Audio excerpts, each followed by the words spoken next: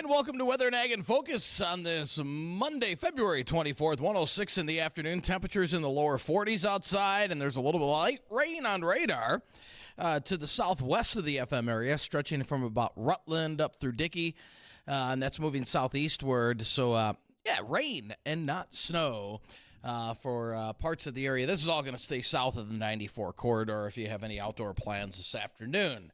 I'm Chief Meteorologist Dean Wysocki, along with our Ag Director, Bridgette Readel. Bridgette, welcome to Monday. How was your weekend?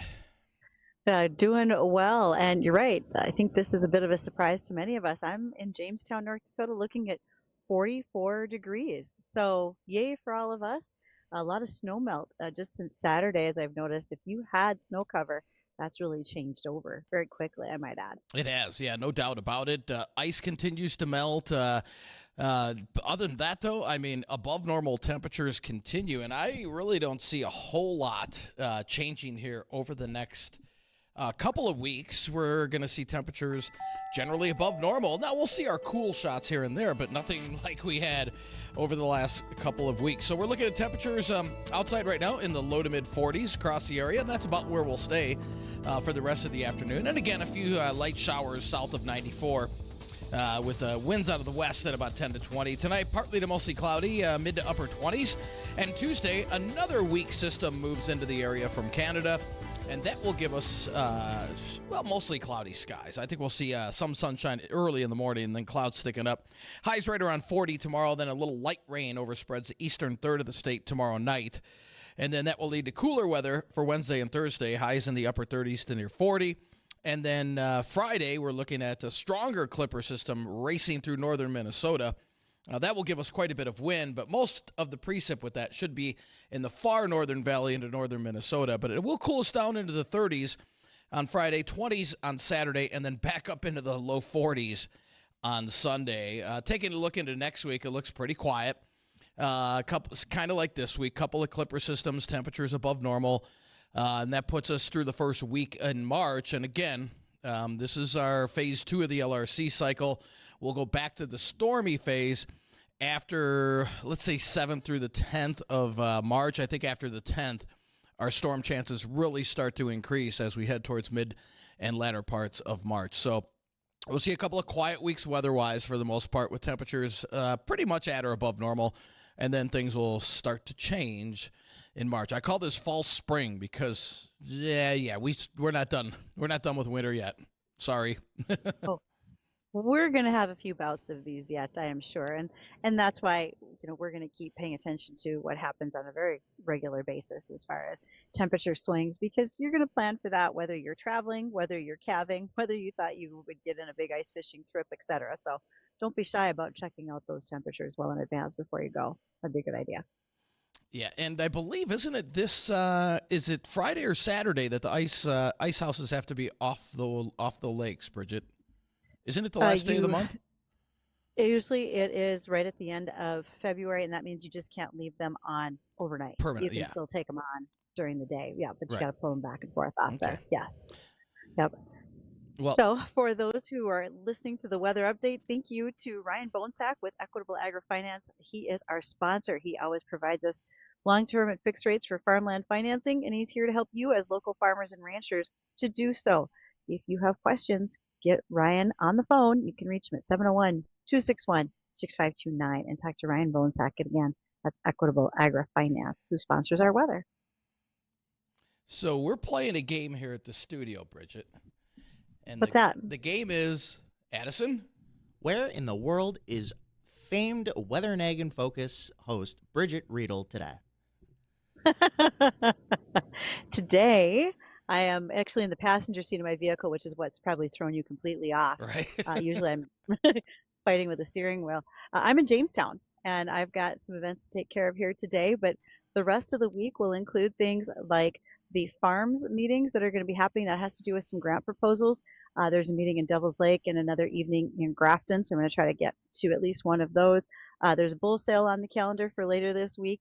There are some events out at Grand Farm that I've been invited to, so there should be plenty going on. Next week, I will be in Denver for Commodity Classic. Looking forward to that. Nice. And what days Is that next week, Bridgette? Commodity Classic will kick off on Sunday, and that will run through Tuesday. I'll be down there, and I've already got my farm equipment lined up, so Addison gets a view of whatever piece of equipment I'm sitting in that day to do the show. I already got those things taken care of for Monday and Tuesday. And those of you who watch our live streams on Facebook, YouTube, as well as Acres TV, you can go right ahead and catch on to where I'm at and what I'm doing when I'm away from the studio, you might say. There's a lot of those days. You're always on the road. No kidding. There's always someplace. Yes, there is. So, okay, a quick reminder to a lot of you who farm, have your own LLCs, small businesses, etc. We've gone back and forth on this deal several times, and that is the Corporate Transparency Act. First, we had to have it done by the end of the year. Then we didn't. There was a judicial injunction, and it's gone back and forth a couple of times. Where are we at on this deal today? Today, as of last Friday. You still have to go in by, I think it's March 21st, to put in your information for the Corporate Transparency Act. Why? Why does it affect small businesses?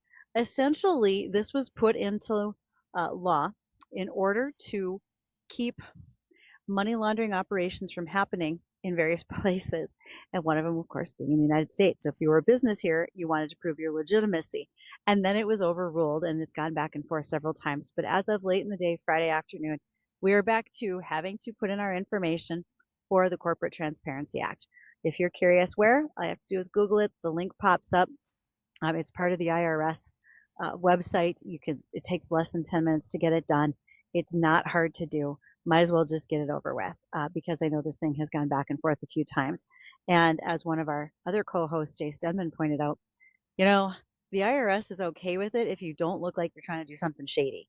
Then they're going to watch you really closely because this non-compliance was somewhere in the neighborhood of $10,000 fines that would be associated with it. So I did mine. Everybody else just go ahead, check it out, get the Corporate Transparency Act work done for you so you don't have to worry about it. That's one thing. So then SEC, the Securities and Exchange Commission, they had come out about 2 years ago with a rule. They called it their carbon emissions carbon emissions reporting. So what that meant was that all the way down to a farm level, and there were certain segments of it. There was scope 1, 2, and 3. Scope 3 was most likely going to affect farms and agribusinesses. So if you farmed and you wanted to sell your crop to certain other entities, right? Even if it wanted to go as far as, say, General Mills or Kellogg's, what was going to have to happen was you would have to track your carbon footprint all the way from the time you put the seed in the ground. So how was the seed raised? What was the carbon footprint of that? Or how much diesel fuel did it take to raise your calf crop? What type of background do you know about your feed supplements? All of this had to factor into this scope 3 that was part of the SEC ruling on carbon emissions. That is looking to be overturned. That's a good idea because it was going to add a lot of time, paperwork, and expense to getting it done for so many folks in agribusiness and especially for small farms. So that looks to like that's going to be overturned before we really even got to the point of having a report on it, meaning that as farmers, you wouldn't have had to turn in anything. So knock on wood, that's going to go away for a while. So we won't have to think about that either. So look, just plenty of other things that we have had to deal with from one day to the other. It's always something, right? There's been a lot. It's been fairly interesting to watch where some of these things have gone and how they've been taken care of. So doesn't the weather get this exciting, Dean? We were talking all about money and government. Normally, yeah. Not this week, though. But I'm sure something will pop up. Well, additionally, for all of you who are farmers that have been watching some of the governmental freezes that have happened, USDA immediately said, hey, a lot of our funds are frozen, and farmers were concerned about that for a couple of particular programs that they might be enrolled in. New USDA Secretary Brooke Rollins says there will be a release of about $20 million in funding from USDA. That's going to go to contracts where there was an enrollment for the EQIP program, the Environmental Quality Incentive Program that's administered through NRCS, the Conservation Stewardship Program, CSP, and then also the Agricultural Conservation Easement Program. So those dollars, after all of this freeze thaw, you might say, those are going to be released. That's about $20 million. If you have questions, make sure you check that out with your NRCS office to see how that may apply to you. look, all these things you got to go do. You got to report. You don't have to report the other one, but you Man, still got to go check in at NRCS. it's hard to keep everything right side up. It seems like. That's a good thing why we have all these reminders that come out to all of you. So, Right. other reminders? Well, we got a great reminder about our guest today. I'm looking forward to this. Derrick Pratt is going to be joining us. He is with the Erie Canal Museum. He's the historian for the canal. When you think about agricultural product movement, we often refer to the Mississippi River because of the barge traffic. But in the past, we did so much work on the Erie Canal. How much was it? Well, Derrick's going to help us talk about that. So we're going to touch base with the American Ag Network. And when we return, Derrick will have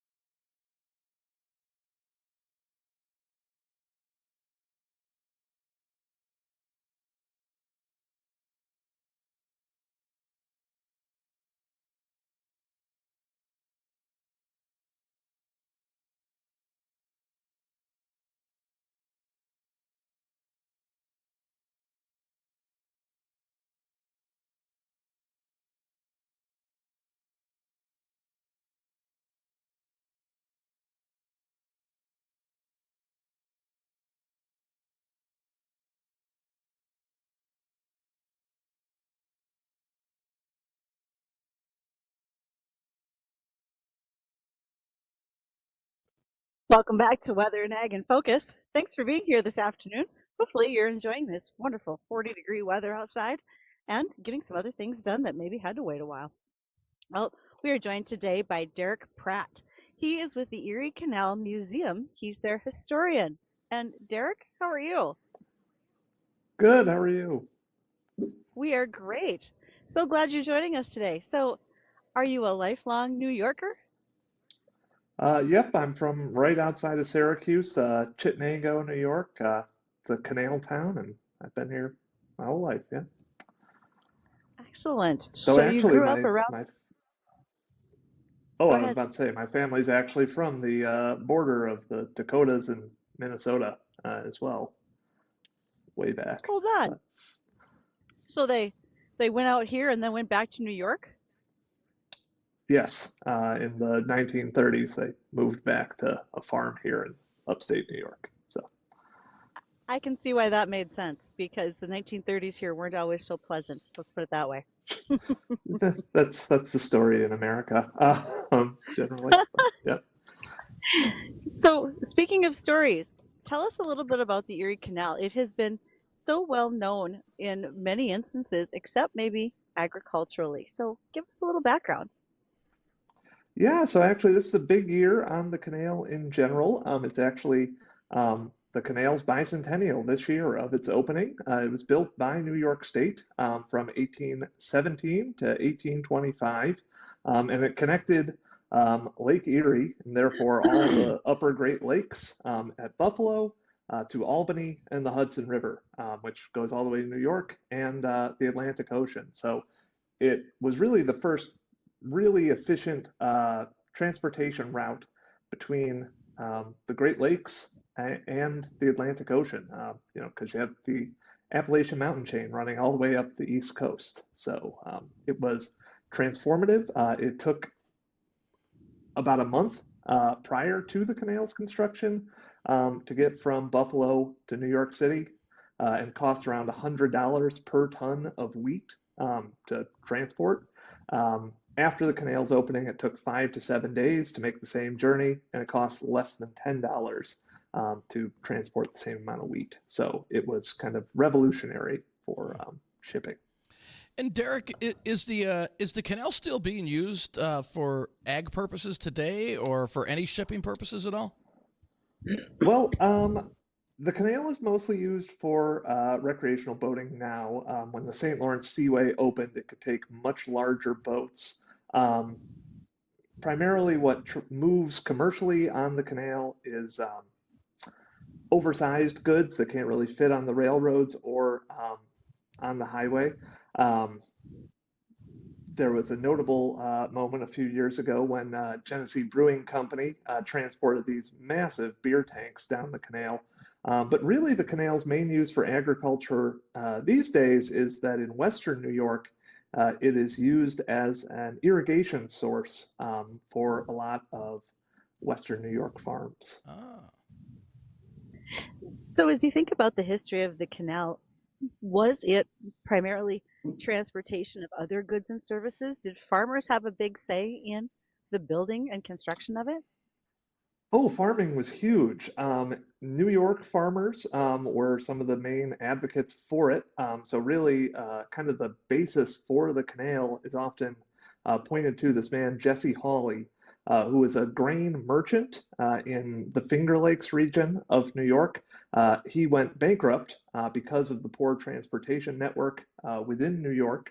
At least that's in part why he went bankrupt. And he writes a series of essays from debtor's prison, or called the Hercules Essays, kind of expounding on why this statewide canal should be constructed. And a lot of other people see the benefit to that. So it's a grain merchant who kind of starts it off, and then Rochester, New York becomes this major center for wheat production. It becomes known as the Flour, Flour city. And grain interests, especially, play a huge role on the canal in perpetuity, kind of. Buffalo soon becomes a huge grain port, taking in a lot of the Midwest's grain from around the Great Lakes Basin. There's a huge General Mills plant there still. And yeah, it's actually grain merchants in Buffalo and in New York City who really push for the modern barge canal, which was constructed in the early 1900s, which is what you can take a boat on today. So yeah, agricultural products play a key role in the entire history of the canal. Wow, bigger than I would have imagined as well. When you say a grain merchant was really the guy who kicked off the whole idea, really, when you think about it. Yep, yeah, it's pretty impressive. It's very impressive. So, as you think about what started to move on the canal, was it ever really much for livestock, or was it primarily just grain that was going to move? Because I know Western New York has a big agricultural region that not many people think about. Yeah, a lot of folks think of New York as New York City, and that's only a small kind of little corner of the state. Most of the land around here is kind of agricultural in use. Um, Not a lot of livestock moves on the canal that I am aware of, though all the boats are actually pulled by horses and mules for the most part. That's really the primary livestock moving along, though pork is one of the early major goods that moves on the canal. You have what's called Black Rock pork, becomes an early kind of brand name, if you will. Black Rock's right by Buffalo. And once the canal, so the canal also changes agriculture by making it easier for settlers to move into the Great Lakes Basin. So after kind of the canal opens up, people start moving into Ohio, Indiana, Illinois, et cetera, which all have better kind of growing climates than New York. So they start producing wheat. And New York farmers were then forced to diversify to produce higher value crops. So as a result, into the 1870s, New York is the leading agricultural producer of the states in the Union, and it's the number one producer in things like vegetables. A lot of different towns in New York, they have their distinct kind of agricultural product. For instance, Lyons, New York is called the peppermint capital of America. Little Falls becomes the cheese capital of the world briefly, so on and so forth.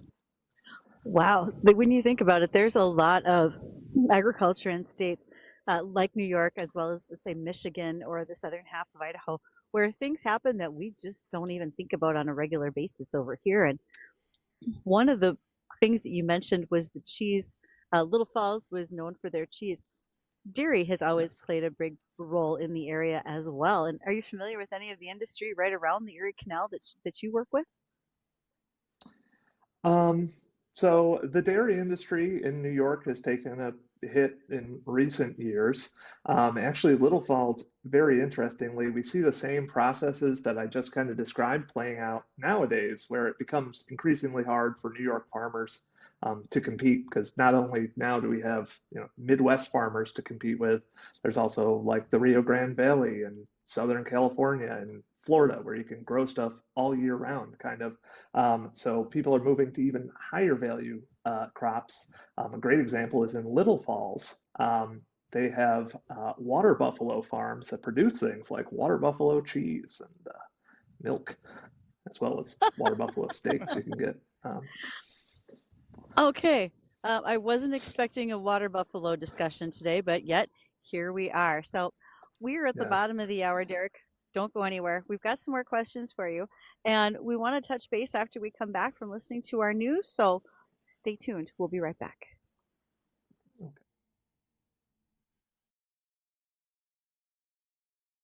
All right.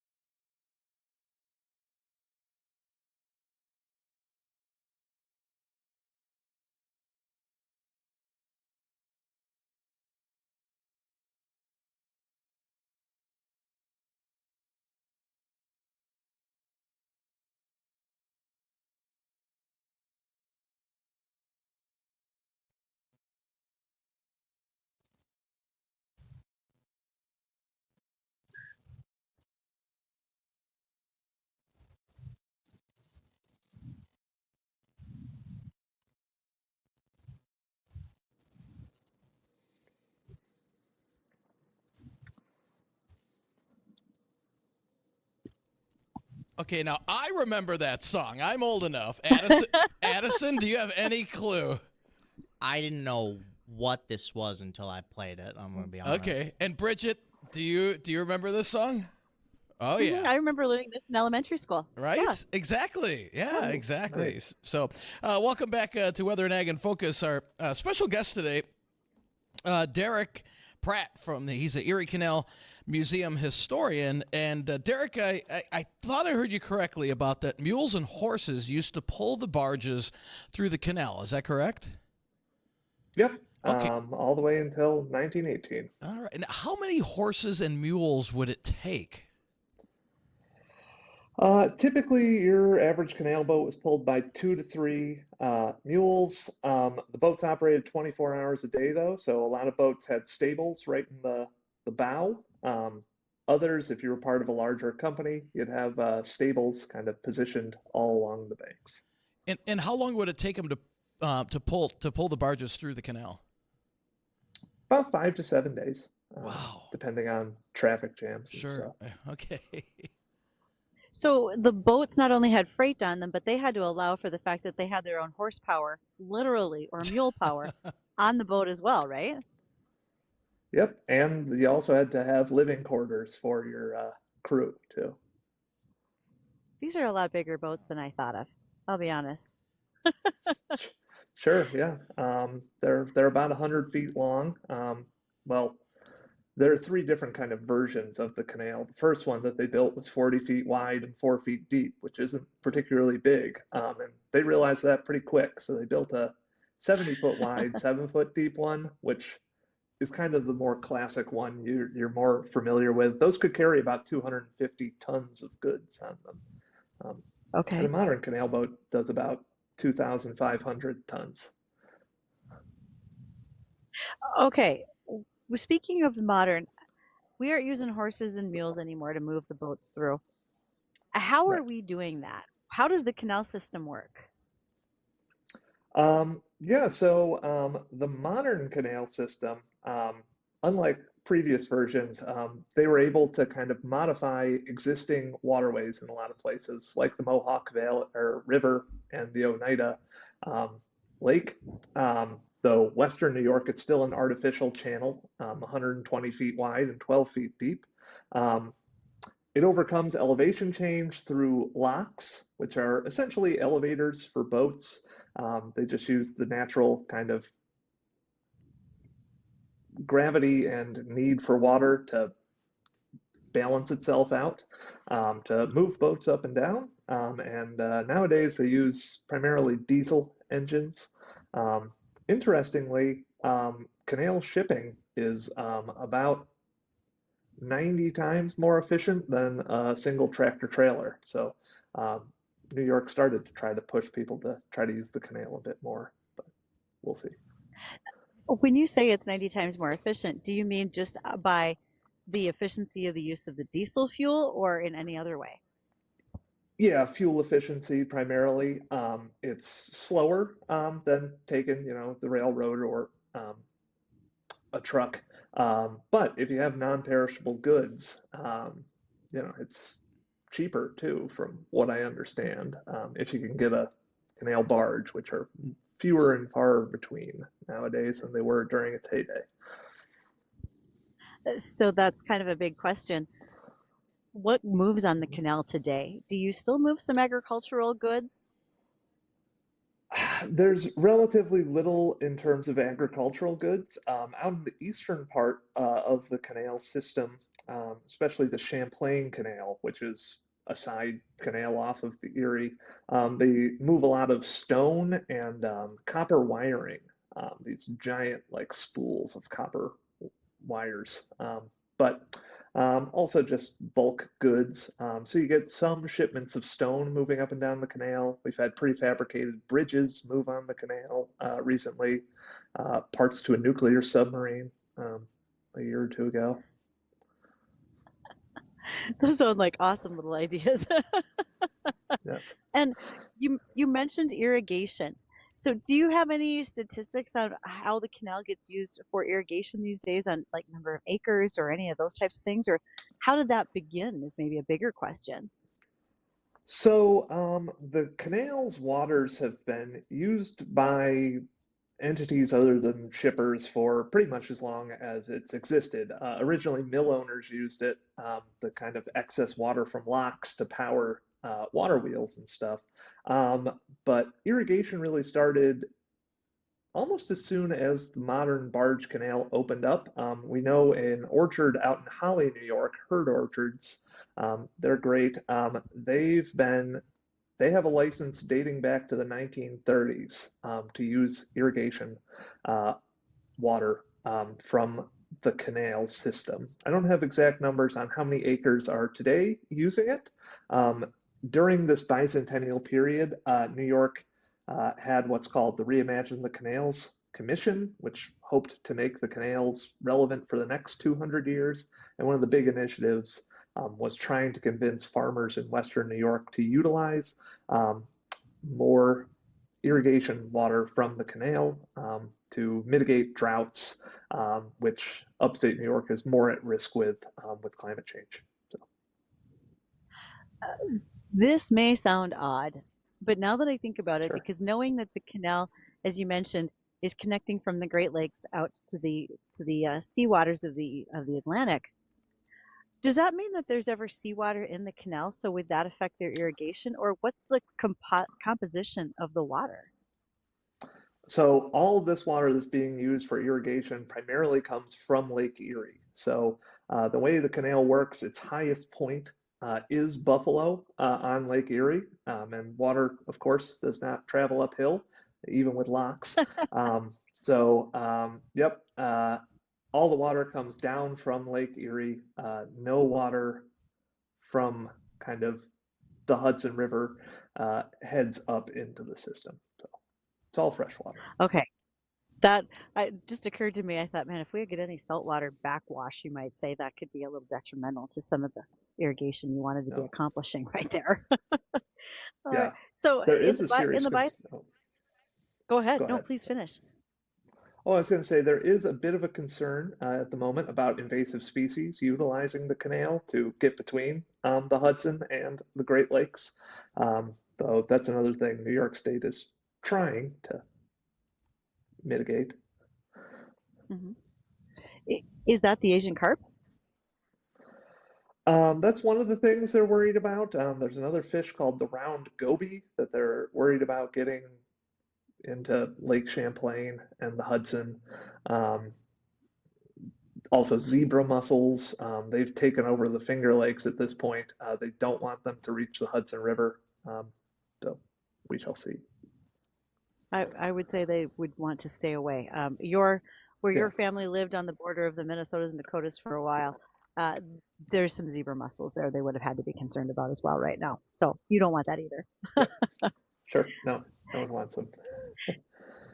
So agriculturally speaking, Derek, what have we not talked about the fascination surrounding Erie Canal in Western New York? Well, the Erie Canal also helped kind of spur a lot of major technological changes for agriculture. For instance, one of the first iron plows is developed in the Finger Lakes region shortly after the canal opens. Syracuse, New York, produces the Syracuse chilled plow, which supposedly was excellent for turning up the soil of the Great Plains, especially. The first McCormick reaper is like successfully commercially produced in Brockport, New York, in a factory right on the banks of the canal. So, meanwhile, places like the Cornell School of Agriculture, one of the first kind of major agricultural research institutions in America, even produced the chicken There, nugget. well, and Cornell has always had a huge poultry research operation, which I guess that also is surprising. But I've had questions from listeners, poultry questions, and I have found a retired professor from Cornell in poultry who's been really helpful answering them. So your region has brought us a lot of great information. We appreciate that. No, no, no problem, I guess. I'll take credit for it on behalf of New York. You should. Yes. So as you think about other things that have been going on with the bicentennial, anything you want us to make sure that if we're sending people your direction to be touristy, that they should stop and see when you're there? Well, obviously, I hope people check out the Erie Canal Museum in downtown Syracuse, New York. We're open 7 days a week from 10 to 4, and we're free to get in. So that would be great to check out. Another big thing happening for the bicentennial is the Buffalo Maritime Center has constructed a full-size replica canal boat of the first ever boat to travel from Buffalo to New York City, the Seneca Chief, which will be traveling from Buffalo to New York late September through October, stopping in a bunch of different canal towns. There's going to be big celebrations all along its banks. And there's a ton of other stuff to do this year. The Erie Canalway National Heritage Corridor at eriecanalway.org has an events page that lists all the stuff that's happening in the whole 350 miles of the canal as well. All right. And Derrick, we've got one of our callers, Greg, on line one, wants to talk about the canal. Greg, what you got for us? Yeah, hey, looking at some of these old encyclopedias that we got around the house, this is called the New Book of Knowledge, and they got about 3 pages of the Erie Canal quickly here, and basically it says construction of the Erie Canal began on July 4th, 1817 in Rome, New York, and when it was finished, this is cool. When the Erie Canal was finished, it was 363 miles, 584 kilometers long, so 363 miles long, the state of North Dakota, widthwise, 42 feet wide at the surface, and 4 feet deep. 4 feet deep, because Lake Erie was 571 feet higher than the Hudson River. The canal contained more than 80 locks that were built to raise or lower vessels, and boats paid tolls to use. Yeah, and it was a boom. The traffic was so great. But why can't they get the here's a jab. Why can't they get the guys here that are building a diversion? Why can't they use the same technique? That took 8 years to 306, not 37 miles, which they're doing now, not 37 miles. Right. This is 363 miles with what you would call prehistoric equipment, right? Well, not prehistoric, but I can tell you, if they're going to be building a diversion around here, Greg, the Erie Canal was so much better. They had horses that they could use 24 hours a day, and they didn't have to worry about unions and environmental studies and so forth, right, Derrick? I was about to say, yeah, 1,000 Irishmen die doing that too. Yes. To get somebody to organize it. No, this is really cool. Erie Canal, yeah. 4 feet deep. I wonder what the heck they boy, that must have been floating bathtubs down the Erie Canal or something. Well, hey, Greg, thanks for calling in. We appreciate it. Derrick, before we leave, okay, we're all dog lovers here. Where is so anyone watching us on the live stream? What's your doggie's name and how old is he? Oh, that was Harper. She's 3 years old. Is she 3? Oh, she's very calm. I think she well, that's why she was with me, because she was freaking out before, and okay. Be barking in the background here. She was very, very good on camera. She's got maybe she's got a second career there or something. There we go. Yeah, sign her up. Right. Well, Derrick, thank you so much for joining us. We do appreciate it. And if anybody wants to get a hold of you or wants more information on the Erie Canal, what's a good place to go to? They can check out eriecanalmuseum.org, or you can email me at educator@eriecanalmuseum.org. Also, our website's in a state of flux at the moment. Okay. But okay. Just so people are. That's okay. That's okay. Well, Derrick, thank you once again for joining us. And don't go anywhere. When we come back, we'll recap the weather. And I think Bridgette has a couple more ag topics to go over. That and more when we come back.